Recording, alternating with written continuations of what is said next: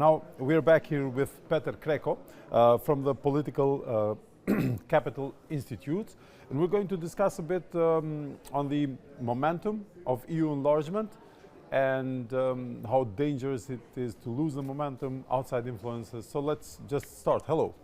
Hi. How are you doing? Thanks How is for the conference going? The forum going? Pretty good. Pretty good. I'm absolutely happy. So do you have something that, for example, after the forum, something that has changed in you, like after you go back to your work? Yeah. First of all, I want to come back to Prizren anyway with my family because I find the city exciting. On the other hand, I just got some great inspiration from the discussion on the role of artificial intelligence, and given that my think tank, Political Capital Institute, does a lot of research on disinformation, and we are also inventing some AI tools in detecting and also analyzing disinformation. I received a few good ideas here that I think can move us forward in this endeavor. What's your personal take on AI and new technology, new media? Like, do you see it more with apprehension, anxiety, or more as an opportunity? It's a great question. I think it's complex, but at the moment I see more advantages than disadvantages of that, and I think that this sometimes a bit technophobic, apocalyptic worldview that is coming over, and even from leading intellectuals that I highly admire, including Harari, for example, that it will wipe out humanity. I think we have to talk in a bit more sober way about that. And of course, regulation is important. I think using it in a wise way is important, but only on my field, on disinformation. I think that, so it's not like that deep fakes, for example, are not amplifying the problem, but so far we had quite a lot of problem in disinformation without having AI.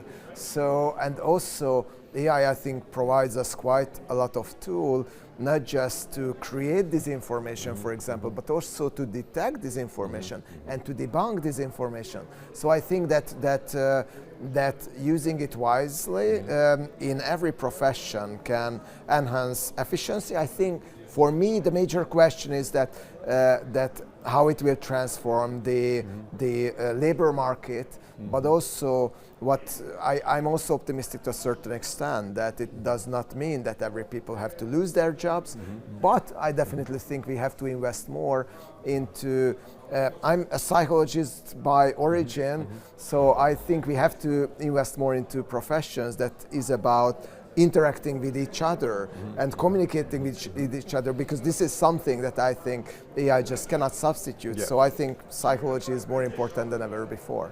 Okay, so you're looking at it as, for example, I use the analogy of a knife. Every kitchen, every home has it, but you can also kill people with it. Exactly, exactly. And you can use this knife for bad purposes. If you don't sharpen it, then it doesn't work well. And you cannot cook without it. Exactly. Yes. Nice analogy. Let's go back to the EU enlargement and the moratorium that we had earlier, sort of moratorium that we had earlier, and then that people fear that it might have lost momentum, and then it might have let outside influences who are not beneficial to EU enlargement, to the liberal goals and the EU values, to come in and take that vacuum. Yes, I think that there are two not so preferable developments in this regard. On the one hand, there is the rise of populist right parties all over Europe, and it's not only in Europe, we can see it all over the world.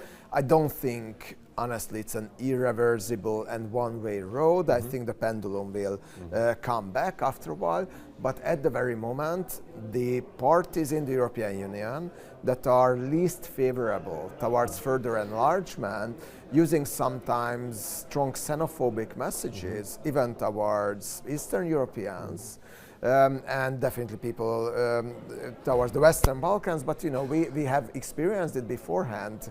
I'm from Hungary, and Hungary was also subject of this kind of welfare chauvinistic xenophobia in the West. So these parties are on the rise, which means that they are advocating for slowing down the enlargement or also to dropping the idea. I don't think they will be successful, and I also think that enlargement is not just something preferable, but also a necessity.